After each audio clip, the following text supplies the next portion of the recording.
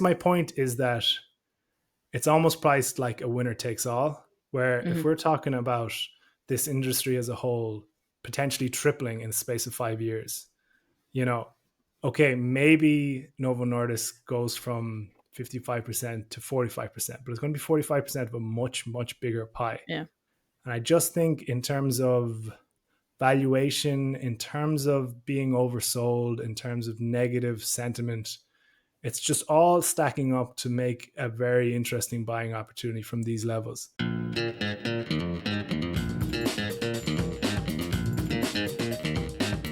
Anne-Marie, how are we getting on? I am well. How are you doing? I'm good. I haven't been on the pod in a while. Well, I've been in the background of a lot of pods recently, kind of managing and making sure Emma doesn't blow up StreamYard. But no, it's good. It's good to be on and to start talking nonsense again for a while. I've been in the sidelines for too long. I know we've been doing lots of like responsible long-term investing content and had some really great guests on, but we're back to just looking at the headlines. Back to talking SHIT. Oh yeah. Before we get into it, have you seen this could be its own section, but I just think it's really funny, the OpenAI Facebook stuff where Mark Yeah. Zuckerberg is going in The poaching. poaching people for 100 million quid bonuses and stuff. Yeah. How nuts is that? If you are an AI researcher right now, how are you getting any work done? You're literally like waiting for an email saying you're going to Yeah. be worth 9 figures in 2 minutes. Like, what is going on? Yeah, it's very intense. I actually listened to a podcast about it yesterday, and the main thing, most people that they interviewed that had left OpenAI to go to Meta were like, I did not get $100 million. They were like, I didn't get anywhere close to that. I mean, they got $1 million. But there seemed to be a consensus thought that Meta has planted these seeds publicly. So now anytime an OpenAI engineer goes into salary negotiations, they can be like, well, I can go to Meta Okay. and get $10 million. Oh And my so that god. seems to be where it's going. But he has poached a number of them successfully. They released a Is big the like list. four of the top researchers Yep. from OpenAI last week or something? And look, we won't dwell on this for too long, but he's never been afraid to spend big in something he seriously believes in. Like, and that's Yep. gone a few different ways. The metaverse was an interesting take, but look where Meta is now. In fairness to him, and this clearly seems to be his priority at the minute, and he's going to throw as much cash as possible at it. So it's really interesting. It's like Premier League football transfer fees like going Yeah. and stuff.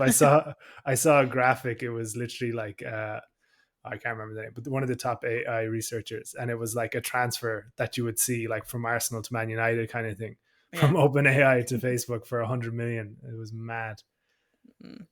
Yeah. It makes you think like we should have been studying AI, gotten PhDs back in the day. Like nobody told us that was where it was going to go, you know?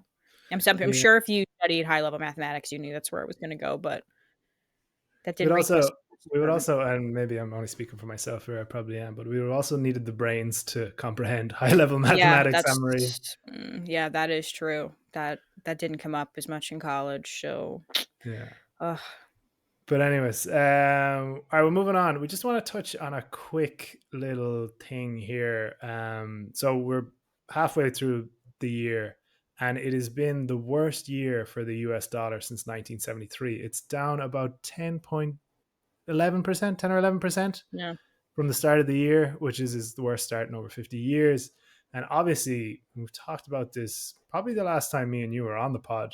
Mhm. Um, about the effect this can have on your portfolio if you are holding US stocks in dollars. Now, if you're holding it as you should be for 20, 30, 40 years, there's going to be these kind of ups and downs, and it'll probably level out in Yeah. the entirety of your holding period. But in the short term, it does actually make a bit of a difference. And even though, say, the S&P was recovered and US stocks were recovered from, say, their February, the dip that came after the Liberation Day and the big Trump tariff Yeah. drop off, we're still actually kind of we're still down considering the loss in dollar value of those stocks, if that makes sense. So you're holding these US stocks in US dollars, and Mhm. the currency devaluation comes into play. Yeah, it's somebody said basically year to date, even though SPY is up like 5%, the dollar is down, as you said, almost 11%, and it means your portfolio is actually down overall. Particularly, like that's like if you were to liquidate right now and you need to move money back into euros or back into pound sterling or really any currency, the dollar has weakened so significantly, which does mean, if like many of our listeners who are Irish who get paid in euros and do all of their life expenses via euros, it's a great time to be buying things in America. If you need a new cell phone, get on a plane. Maybe don't get on a plane. Hard to say. But yeah, so there is a significant international exposure risk here. It is, as we have discussed in several earlier pods this year, there is this kind of floating idea of a Sell America thesis. I think a lot of international traders and analysts and just regular everyday retail investors are starting to get this feeling of like, maybe I shouldn't be oh so concentrated in the United States. And we saw that with the market sell off. And then we're seeing this again where people are going, oh, yeah, I am actually, you tend to forget about the currency exposure because currency tends to be relatively stable. We see ups and downs in these gradual waves over several years, but this has been such a sharp sell off in such a short period of time. I think it's just a stark reminder. And so I think it is a good time to maybe just call out once again Nexus, which is our internationally focused service. A lot of the stocks tend to sit in Europe. We have some nice Australian stocks in there this year, A couple of which are Japanese as definitely, well, yeah. yeah, which are definitely worth a look. And I think it's just an opportunity again to remind people if you are 100% US exposed and that makes you feel a little bit nervous, particularly with the current climate, that it's a pretty good time to have a look at Nexus and to unlock it. And so we're going to continue the sale offer that we did a couple weeks ago, where if you email us at pod@mywallstreet.com, that's pod, P-O-D, and request an exclusive stock club discount code, I will email you one because I'm the one who has to run that email account. But I'll send you one over and you can unlock Nexus right now for just like an unbelievable sale price. We're really just trying to help people take advantage of this window of reminder of like, hey, maybe get some international exposure here. But there are some really great stocks in there. Some of them we've talked about specifically on episodes. It's worth going back. I think there's an episode we had maybe 6 or 7 weeks ago with me and Emmett, and it was entitled like our favorite European stocks. And both of those had come out of Nexus Series 1. So if you kind of want to see what the companies are like or what our pitches are like or the kind of detail, go back and listen to that episode for a little taste. I talk about a company there called Vusion Group, which is French and it trades in Paris. And it's focused on those electronic shelf labels and it has a massive expansion deal with Walmart. It's a very interesting business and I really like it because it sits in a nice segment between like hardware and software and it's in a growing market and it's somehow like also the crossroads of e-commerce and in-person retail. I just think it's playing on a lot of nice trends at the minute. And I really, really like the company a lot. So that's the kind of stuff that you will get within Nexus. So if you're interested, if you want some international exposure, if you want like some European exposure, it's a really great product to pick up. It's also worth saying, again, we have a predominantly Irish audience. It tends to be if you are getting paid in euros, sometimes it is a bit more convenient to be buying and selling your stocks in euros. So if that's something you're interested in, email us at pod@mywallstreet.com and I will send you over a nice little discount code. And we're burying the lead here as well. I can't believe we're terrible salesmen on this pod. Oh, Nexus 2 has tripled the performance of the S&P 500 yeah. since its launch in November. Yeah. That should be the point number one. I can't believe we waited this long to say it. Sorry. And that's not, no, it's my fault as well. I brought it up. And it's not even including the currency devaluation of the dollar as well. So Yeah. even that outperformance is even amplified by Yeah. that factor too. So I think there's a lot of things. I'm just going to rehash what you said if I keep going on, but just the importance of international diversification has really shown up this year. And the other point of it as well is you're getting these hidden gems.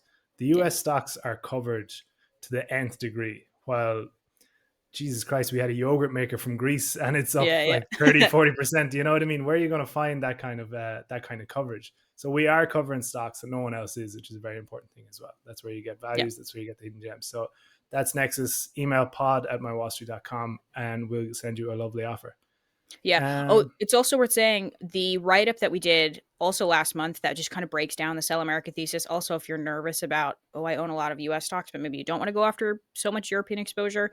I did a massive write-up on that thesis and I pulled a bunch of sources and read a bunch of reports from like JP Morgan about how worried should we be about US outperformance over the last decade, and are we finally in a great rotation. And I have a landing page for that where you can just put your email in and we'll email it over to you. So I will stick that in the description of the episode, so you can click in there and put your email in if you'd like a copy of that report. It is very worthwhile. I spent several days on it, so there you go. Okay, moving on then. I think it's a great time to talk about Novo Nordisk. Yep. So probably for a while anyway, is one of the hottest stocks on the market there. If you don't know Novo Nordisk, you might be hiding under the rock, especially if you're listening to this podcast and you don't know Novo Nordisk. But just for a quick rehash, so it's a Danish pharmaceutical company and it's the manufacturer of Ozempic. It was the pioneer of these, well, originally diabetes treatment drugs, which turned into weight loss treatment drugs. It's specific weight loss treatment drug, Wegovy. It's one of the most popular weight loss drugs out there on the market. It also has a rare disease division focused on like hemophilia and blood disorders. But if we're talking about this stock, we're talking about its semaglutide and GLP-1 treatments, which are there in place for people with diabetes and people with obesity.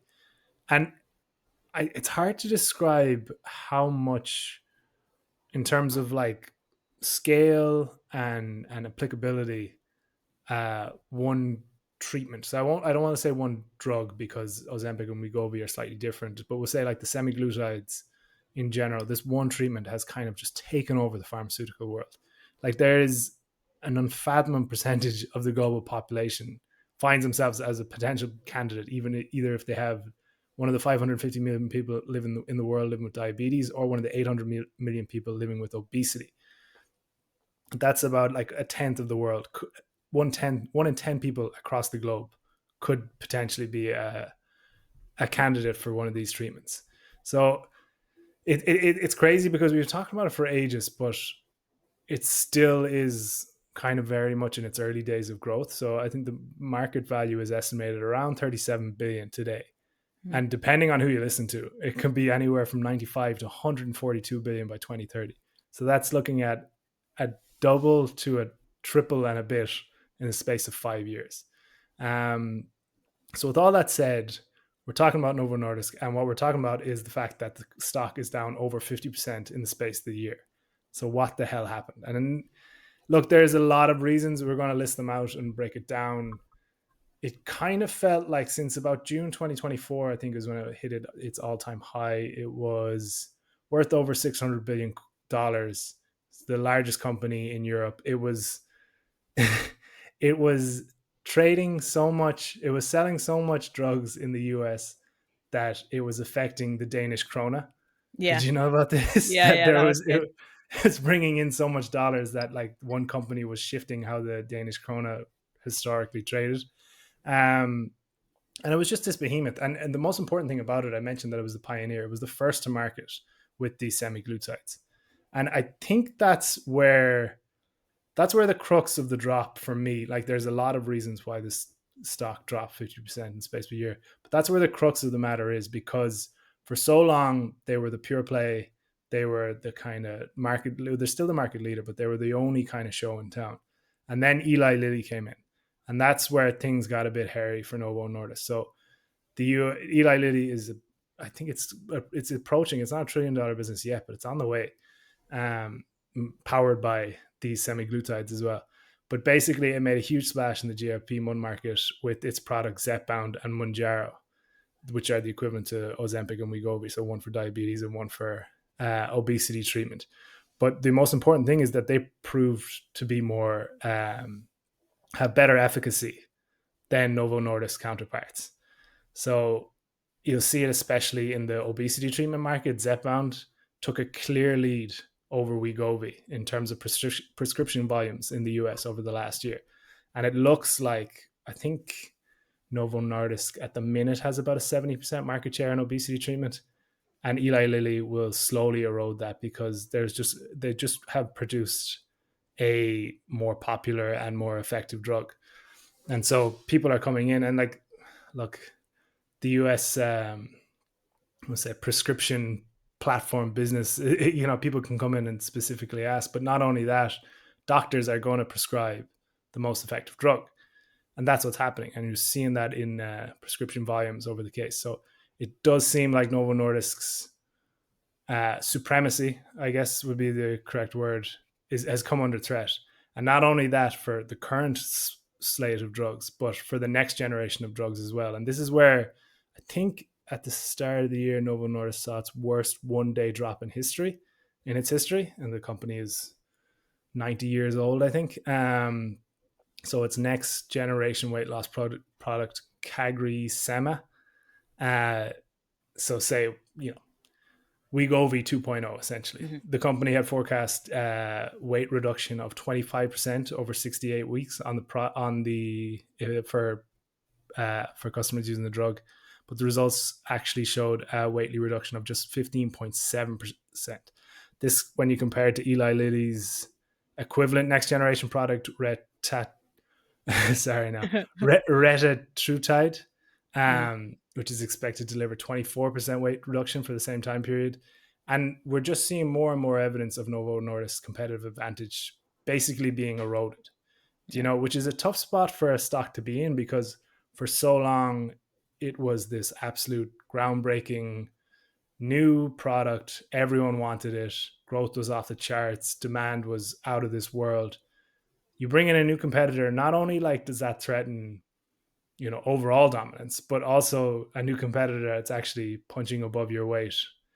And it shook the investment thesis quite a bit. So that would be kind of the two major reasons, and systemic issues, I would suggest, over why the stock has fallen so much in the past year. Now, we've talked about this. We talked about this on the pod before, and we talked about this at length, even just between me and you, the compounding issue,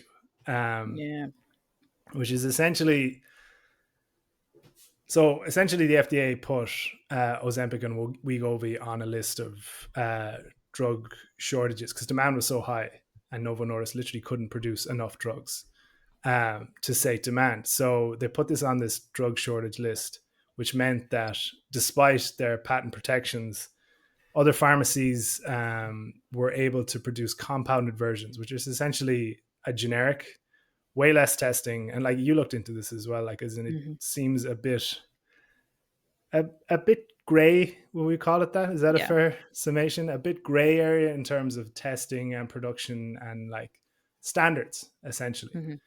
And so Hims and Hers was the big flashy thing that came about, where Hims and Hers was able to produce these compounded versions of the semaglutides for, I think, at the time, a monthly over-the-counter prescription of Wegovy was going for $1,300, and Hims and Hers was producing the compounded version for $70. Yeah, something like that. Insane. Is insane. Yeah, and so obviously that absolutely rocked the stock.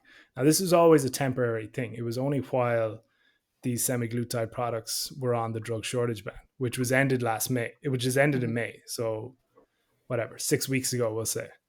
But what has happened since was Novo Nordisk dropped its prices of these products. It also partnered with Hims and Hers, which was kind of the main thorn in its side. And since then has ended that partnership, which seems more shady again on Hims and Hers. If you ever if anyone's followed Hims and Hers stock, it is the most volatile I've ever seen in my life. Yeah. It's crazy. But so Novo Nordisk ended their partnership. They said they didn't really trust their production at all of the compounded drugs. Yeah. Which seems very hairy. And it was kind of a call out, which Hims and Hers fought to the tooth on the way back as well. But it seems, and we don't really want to dive too far into Hims and Hers, but this is a story about Novo Nordisk. But what happened there and the fallout of this compounding really does not paint Hims and Hers in a good light. And you've discussed Hims and Hers in a few different guises over the years, Emery, and it just seems to paint this kind of fuller picture of a company that maybe isn't operating fully above board all the time. Yeah, I first covered Hims and Hers when they IPO'd, and I hated them from the jump, which, maybe that's not the mature thing to do when you're looking at it as an investment. But I remember even in the IPO documentation and even in the early marketing, this was several years ago at this point, I think they IPO'd in 2021 or 22. I really hated how they positioned themselves as being the answer to the failing of the American healthcare system, where they would say, "Oh, you don't have access to a GP? That's fine. You can access a doctor via us, HIMS, and we will provide you with the medication that you need." But they only have a limited offering. They do like vitamins, mental health, sexual health, and now Wegovy, or at least a knockoff of Wegovy. And I really disliked that they were allowed to basically say that they were the saving grace of overall health in America, when really all they were doing was figuring out what direct to consumer medications could most easily be sold, and then figuring out how to get those in the hands of people who wanted them, whether or not a doctor had really signed off. Yes, there is a procedure where you get to see an online doctor to get access to these prescriptions, but it's apparently very laxadays. It's not like it would be if you were going into a physical doctor's office and a doctor is asking you a lot of questions and maybe running tests and trying to get a more holistic viewpoint of you. And I'm sure that probably isn't happening in many in-person doctors' offices either, but I think that's the ideal that we're supposed to be striving to when it comes to healthcare. Um, and that came out really in the write up that Novo Nordisk said about Hims and Hers, where they basically said that they did not trust the doctors on the platform to prescribe the correct drug, because they were caught between this position of this compounder, which is being produced by your employer, or this Wegovy that is being produced by a foreign pharmaceutical company. And yes, it's a more trustworthy drug. Yes, it has gone through far more FDA testing, but it's more expensive, and the margin on that drug is not as high. And so I just really hated to see this, because it again shows, if you tie a doctor to effectively a pharmaceutical company and they do not get compensated based on the number of prescriptions that they write, but there is again some funny stuff there where they have to see so many patients in such a short period of time. There is this sense of like, just sign the paperwork and move on, give the people what they want. And that again emerged here. And it's the same feeling I got when they released that absolutely ludicrous Super Bowl commercial earlier in the year, where again, they made this claim being like, we're going to cure America. I was like, you are trying to make money and nothing else. And so, yes, I am very suspicious of Hims and Hers. And I would not be shocked to see some kind of FDA investigation come out against them and just tank that stock. So I give 3 thumbs down to Hims and Hers as an investment. I really dislike it. Yeah, fair enough. And then this is one of the issues as well, is that Novo Nordisk realized that they needed this kind of coverage Yeah. in order to sell, because people are buying Wegovy and Ozempic over the counter, like, sorry, not Oh yeah. like unprescribed, not on insurance, and not over the counter, Mm-hmm. out of their own pocket, essentially. And it was a market that they didn't really capitalize on at all, because obviously their drug prices were so expensive, and like, but there was millions and millions of people brought in by Hims and Hers and uh, other telehealth services similar, with the new price point. And so it's an interesting place now. So say the FDA stopped like the legality of the compounding in May. It's still a bit a gray area, like as in Mm-hmm. Hims and Hers intend to continue compounding on specific cases and stuff. But there is a huge market there for Novo Nordisk to capitalize on. It's just how they do that with pricing points and stuff like that. So compounding definitely wreaked havoc on the stock for a good year. I will say that it's a much less of a systemic issue in the fact than the fact that they are underperforming Eli Lilly when it comes to efficacy. Yeah. But it was definitely a contributing factor in the drop. And then lastly, this one is probably the most up in the air. Um, but it's essentially Trump signed an executive order near the start of the year where he wants to bring in a most favored nation policy, which could see prices US customers pay equal to the lowest prices paid in other developed countries. So essentially, he's Mm. saying, he's probably right too, US customers are completely overpaying for these drugs compared to, say, someone in the UK or someone in Ireland or someone in France or wherever else, and essentially subsidizing, the R and Oh D yeah. of the R and D of these pharmaceutical companies. And definitely, Novo Nordisk is one of the companies in the crosshairs here. I think he actually specifically mentioned GLP ones in this executive order. Now, the execution of this is a bit murky. no one really knows how or when or will it be will it be fully executed. Management stated that even when they're comparing for like channels, the prices for Wegovy now may not be too dissimilar. So that one is not up in the air, but again, it is hovering over the stock as well. So combine all that, a bit of a perfect storm. The stock is down 50% in the space of a year. Now, why are we talking about it today? Well, kind of going to make the argument or broach the subject of whether this is deep value territory or a value trap, essentially. So starting from today, whenever it was July the 2nd, Novo Nordisk is currently trading about a third of the valuation of Eli Lilly on a price to earnings basis, on an EV to EBITDA basis. It's trading well below the market multiple, the average market multiple of the S&P 500, all while it's still holding a 55% and 70% share in the diabetes and diabetes and obesity markets, respectively. Yeah. Two of the biggest potential markets the pharmaceutical industry has seen, I would say decades, maybe ever. If we're talking about like the sheer scale and applicability of these drugs to the world population, it is one Yeah. of the most exciting prospects. Still, I know it's been going on for years and years, but still remains one of the most exciting and the highest potential prospects of any kind of pharmaceutical product out there. And I just think that maybe, I always say this and I repeat myself over and over and over again, it's kind of like a pendulum. It'll overreact in one direction and it's not going to come back to the middle straight away. It's going to overreact too far to the other side as well. If we're bringing in a new CEO, which it'll be interesting to see who they get, because that's going to be one of the biggest hires on Wall Street over the last Yeah. couple of years.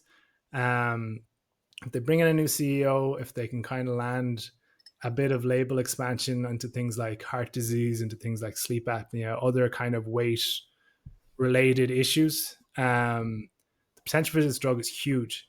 And like there's green shoots as well. So Novo is seeing some positive signs from its new, sorry now, all these flipping pharma names are giving me grief. Yeah.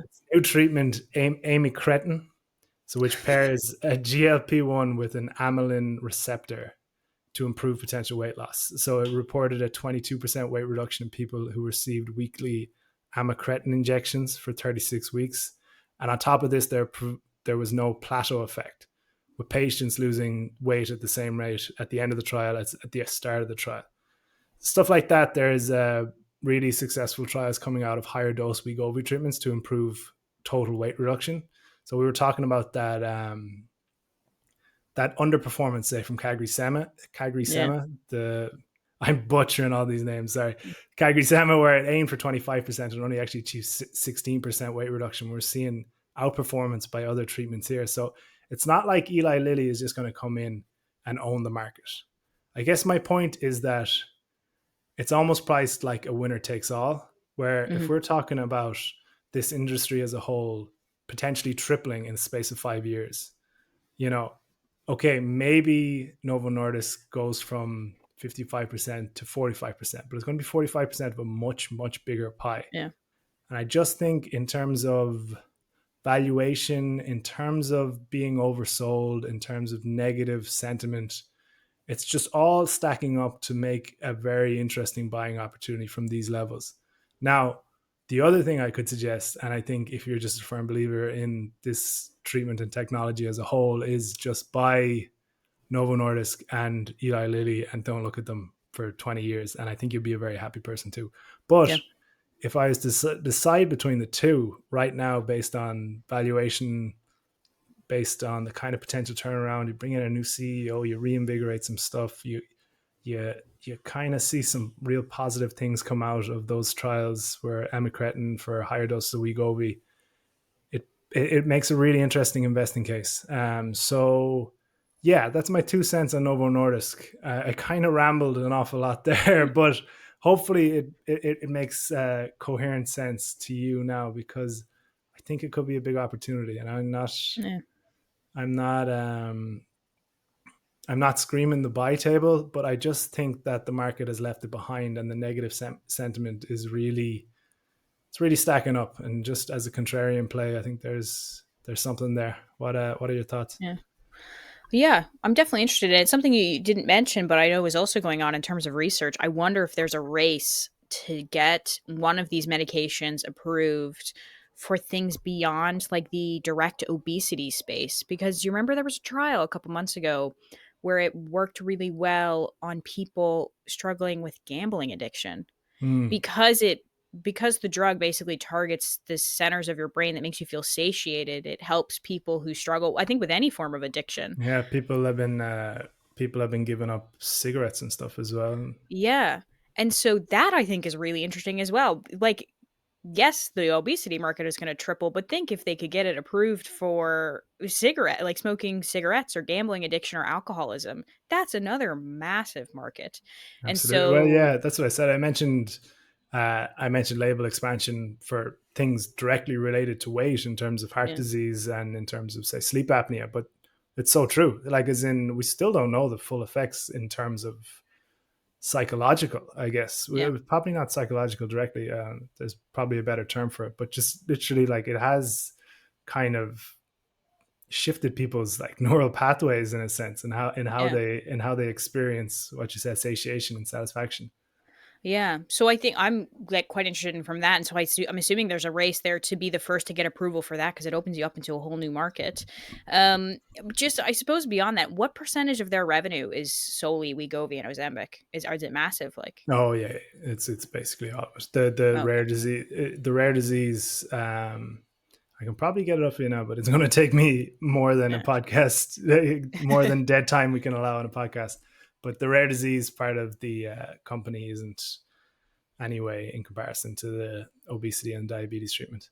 Yeah. Whereas if you're talking about Eli Lilly is a massive pharmaceutical company aside from Yeah. semaglutides as well.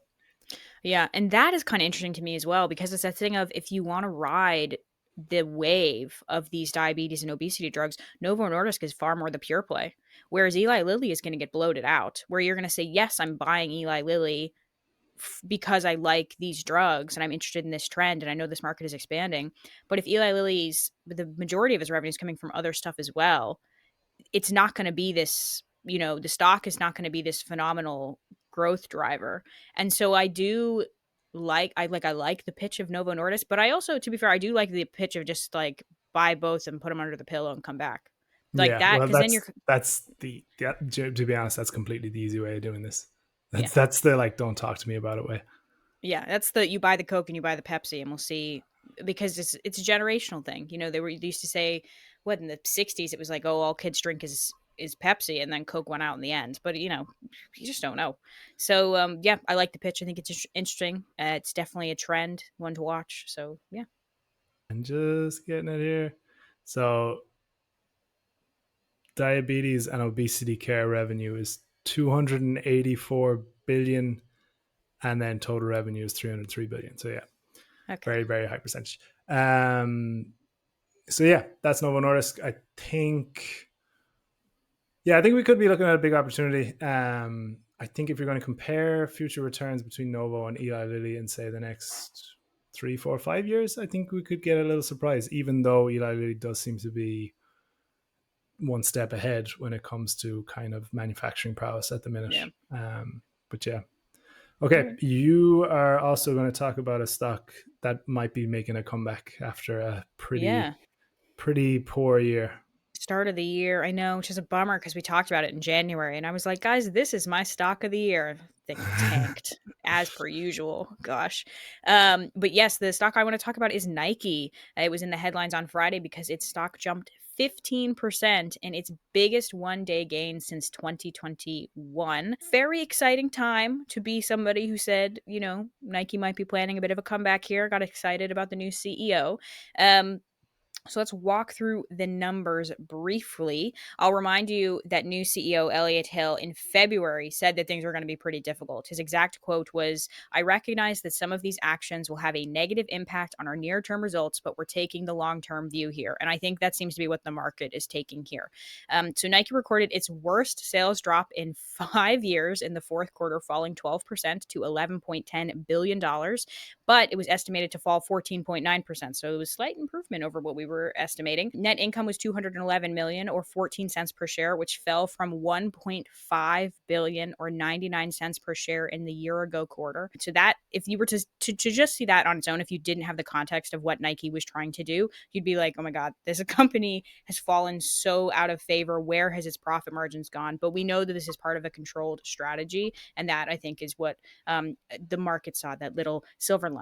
Most of the pain and most of the reason for this loss of profitability is due to discounting, which we were expecting. As we've discussed in the past, since the pandemic, Nike has just been holding on to a glut of inventory, and that has made it heavily reliant on discounting in order to shift this merchandise. It needs to shift this merchandise because it's in the middle of trying to reposition itself as a premium R&D backed brand. It's trying to return itself maybe to where it was in the 90s or the early 2000s, where it was really seen as this place that produced awe-inspiring technology, the coolest shoes, all the greatest athletes wear our products. So that means, yes, they're going to be expensive, but they're going to be phenomenal. It's somewhat lost that space, particularly in running, to brands like Hoka. So it's interesting to see them trying to get that momentum back. The inventory clearing is well underway, and it seems that the discounting has put the company on track to exit this phase by the middle of 2026. And its CFO, Matthew Friend, said that it will now be in a healthy and clean position. So that's great to see. We know that this process needed to be done. And so it seems now that our pain is coming to an end, and it wasn't as bad as we thought it would be. Again, heading back to Friend, he said that the fourth quarter reflected the largest financial impact of the company's turnaround efforts, and that it expects a forecast for current quarter revenue, that's Q1, will be So in a it's mid. Q1 of fiscal 2026. Is that correct? Yes, Q1 Yes. 2026. So that means that they will expect a mid-single digit percentage fall in revenue, but that is better than the double digits that they were expecting. And it was the first time it will be heading back towards a single digit revenue fall from the double digits it's been going through the last couple of quarters. So it seems we've kind of hit the bottom and we're bouncing now. This was backed by CEO Hill, who said, moving forward, we expect our business to improve as a result of the progress that we are making. So we're feeling pretty good. Beyond discounting and beyond the numbers, we're seeing the structural changes that we had hoped for and predicted at the beginning of the year in January. If you go back to our top stocks for 2025, I made this huge pitch about, here's the three things that Nike needs to fix. And the big one was getting back towards retailers. As we can remember, during the pandemic in 2020, Nike went whole hog D2C, and they're walking that back now because they realize that many people like to buy shoes in person and they want to go to a local store and be able to try stuff on.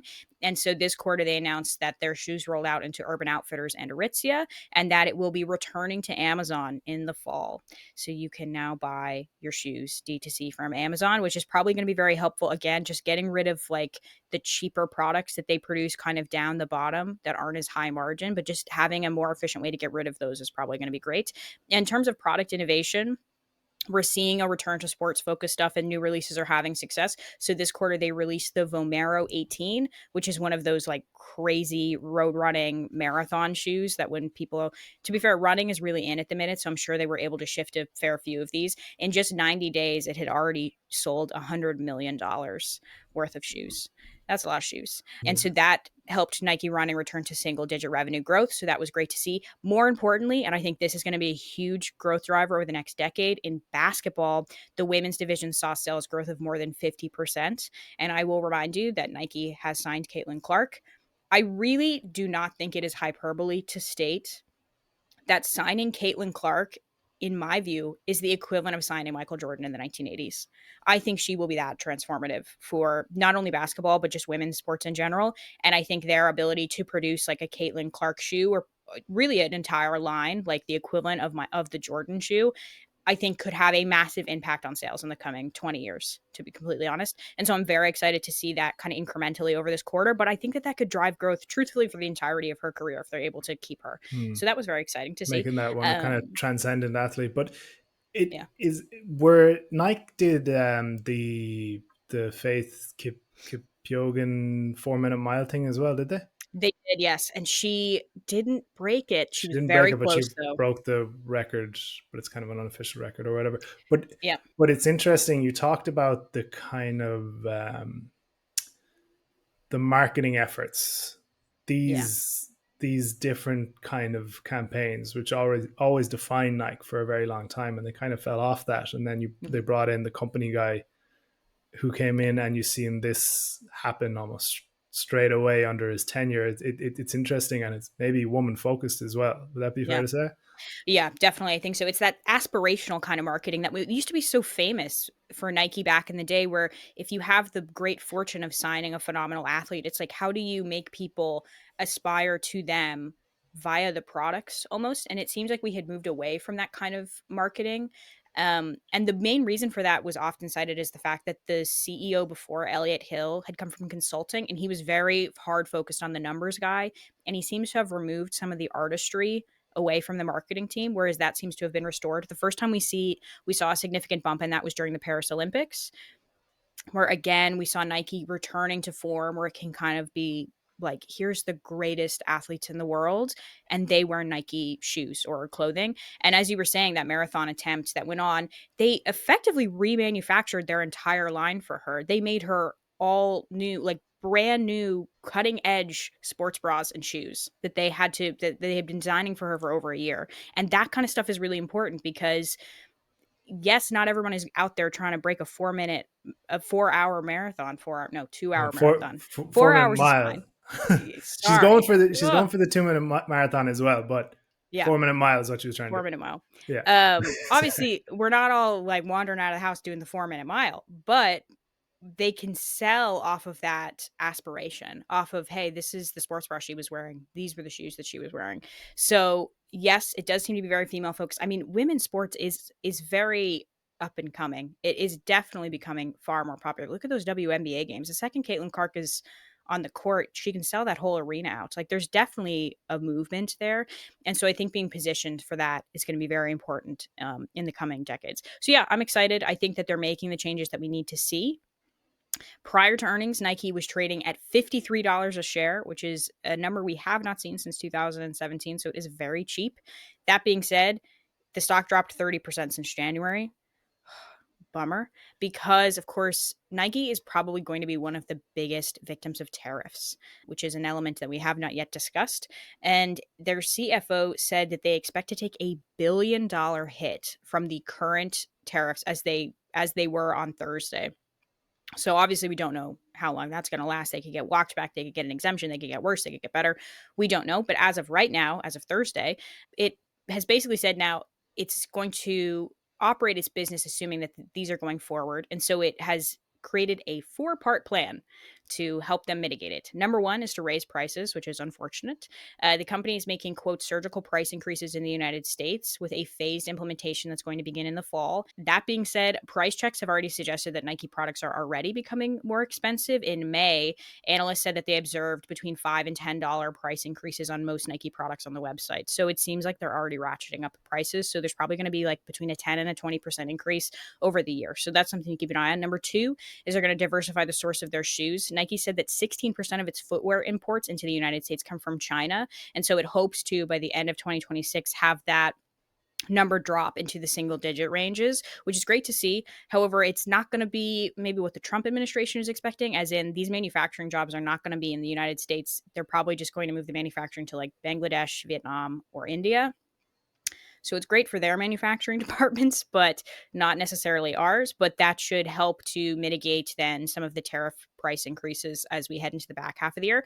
Number three, they said that they are collaborating with their suppliers and distributing partners to try and mitigate structural costs. I think what that means, that was the only thing they said. They did not elaborate, but I would assume that what that means is they're trying to get some of their third-party retailers to absorb some of the tariff so that not all of it falls back onto Nike. And then number four is they are evaluating corporate cost reductions. So that could look like they have a massive corporate office out in Oregon. So I'm assuming they would consider cutting people from like marketing or sales or something like that. That being said, they said that that's kind of a last ditch effort because as they head into the brand restructure, they very much would like to keep the company stable. And so they said they would prefer to not lay people off at this time. But that's kind of, number four on the priority list if they can't absorb the tariff as well as they're hoping to. Their CFO said for fiscal 2026, we expect this financial impact net of the measures described above to be approximately 75 basis points on gross margin, and that the largest impact will be experienced in the first half of the year. So in terms of what things are going to look like on paper, we're definitely not out of the woods in that I would expect to see profit to continue to fall in the coming couple quarters. But it is very nice to see that management is being very transparent and saying, listen, this is what's going to happen. This is what we're going to try and do to mitigate it. This is what we're expecting to fall to the bottom line. So Nike is still definitely one to watch in the coming quarters. I'm quite excited, to be honest. Like, it's kind of cool. It's, it seems like some of the predictions and actions that we were hoping for at the beginning of the year are coming to fruition. But I'd say next couple quarters, like, it's not going to be pretty. We're not going to see this massive revenue and profit bounce next quarter. This is going to be a gradual process. But I think I will be very interested to see where they are at the end of the year. Yeah. So kind of green shoots, I think, as well. Yeah, yeah, and the kind of green shoots you would like to see if Yeah. we, because we've been talking about the need for a kind of turnaround like this with the new CEO coming in and a lot of stuff that needed to be fixed. Essentially, it's like you said, it's not going to happen in one or two quarters for a business at this scale. Do you know what I No. mean? And Yeah. you throw in the tariff complications to that as well, and the effect that'll have on its supply chain. But yeah, positive signs, I guess, in this kind of couple of year turnaround we hope Mm-hmm. to see come to fruition. Yeah, and I'd say that in terms of like larger green shoots or like wind in the sails, I guess you could say, less quantitative, more qualitative, is that the US is hosting the World Cup next year and the LA Summer Olympics are in 28. Yeah. So two massive effective marketing events. Not to say that Nike tends to sponsor the US team, so that would be what I'm saying, and obviously they have to go sign new contracts for other international teams if they want specific athlete exposure, but just the fact that the event is happening in the United States, I think gives them a huge leg up because I think a lot of people associate Nike with the American brand. And so, yeah, if they can do some nice, effective marketing, capitalizing on those two events, I would also expect to see some cool stuff come out. So, yeah, a very interesting quarter. Fun fact on Nike, actually, did you know this about the "Just Do It" slogan? No, what's that? This is a bit of a morbid story, but essentially, there was a guy on death row, some murder on death row, anyways, Hmm. and requested to be um, he requested to be executed by firing squad instead of electric chair. Hmm. And his last words were "just do it," and that's the origins of the Nike logo. Was Great.